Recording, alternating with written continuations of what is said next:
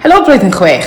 Ar ôl I chi wylio'r clip Tamara, dyma be dwi eisiau chi wneud ar gyfer tasg 1 iaith. Mae Tamara yn cael ei dawnsio fel chi'n gallu gweld o'r clip. Ond mae yna heriau yn gwynebu Tamara. Mae yna pethau sy'n gwneud yn anodd iddi. Ydych chi'n gallu meddwl beth sy'n gwneud cyrraedd breuddwyd Tamara yn anodd? Falle bod chi wedi sylwi pan mae mam Tamara yn gwylio Tamara yn dawnsio, mae'n edrych yn drist. Tybed pam bod hi'n edrych yn drist? Ydych chi hefyd wedi sylwi? Yn y clip, mae'n dangos Tamara yn siarad gyda mam, ond dydy Tamara ddim yn siarad gyda mam yn yr un ffordd yr ydyn ni falle yn siarad gyda'n rieni ni. Mae hi'n defnyddio rhywbeth arbennig. Mae'n defnyddio iaith arwyddion. Iaith arwyddion yw'r iaith ar gyfer pobl sydd yn fyddar, sydd yn deff, yn fyddar a methu clywed. Felly, nawr meddyliwch, ydy e'n anodd I Tamara I gyrraedd I breuddwydion hi o ddawnsio os dydy hi ddim yn gallu clywed y gerddoriaeth. Ond mae mam Tamara yn helpu Tamara achos mae hi'n dweud wrthi hi, dance until the stars don't shine. Dawnsio nes nad yw'r ser yn tywynnu. Mae hi'n dweud cer amdani, rwy ti yn gallu cyrraedd dy uchelgais. Felly, y tasg dwi eisiau chi I wneud yw, dwi eisiau chi feddwl am pa gyngor a pa ddyfyniadau positif cadarnhaol pethau ydych chi'n gallu dweud I ysbrydoli Tamara I gyrraedd ei breuddwyd hi o ddawnsio.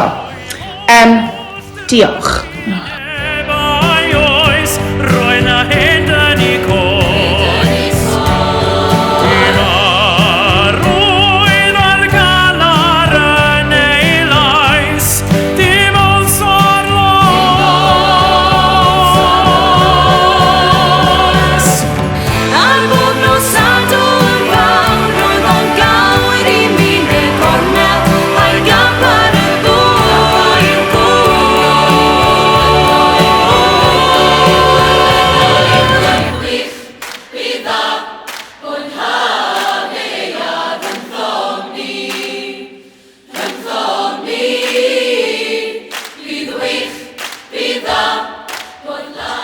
Waw, mae'r bobl na'n ysbrydoledig. Maen nhw wedi gwynebu heriau enfawr ac wedi llwyddo, achos dydyn nhw ddim wedi rhoi'r ffidil yn y tro.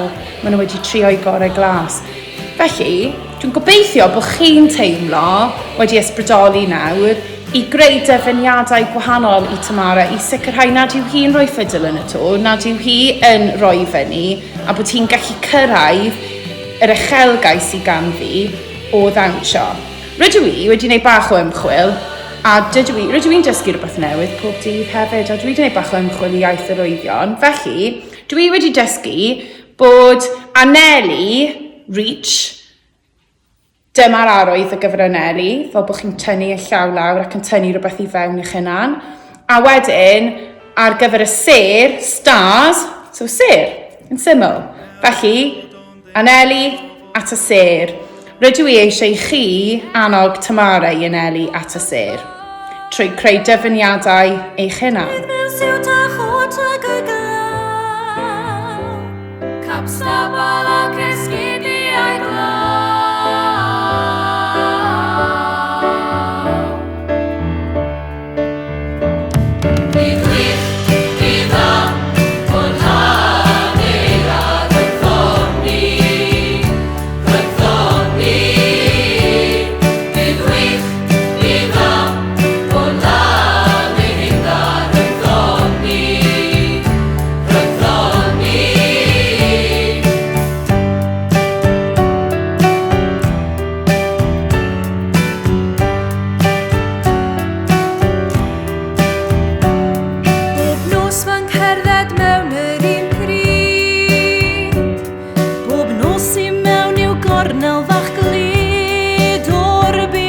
Mae'n cerdded mewn fel meistr i'r cylch. Felly, os chi'n gweld fan hyn ar y wal geiriau gwych y tu ôl I fi, dwi wedi casglu chydig o eirfa I helpu chi, achos cofiwch tasg Cymraeg yw y tasg yma. Felly, mae gyda fi bydd ddewr, cer amdani, paid a roi'r ffidil yn y to, rwy ti'n wych, bydd wych, cofia i syrenu, a beth am i ni ychwanegu un arall, dwi'n credu, gan bod ni wedi bod yn sôn a bod ni wedi dysgu yn iaith yr arwyddion, anela at y ser, newn ni roi anela at y ser i lawr.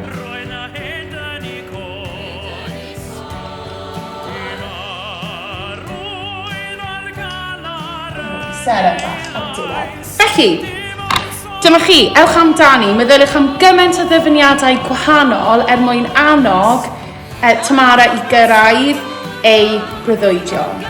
Diolch.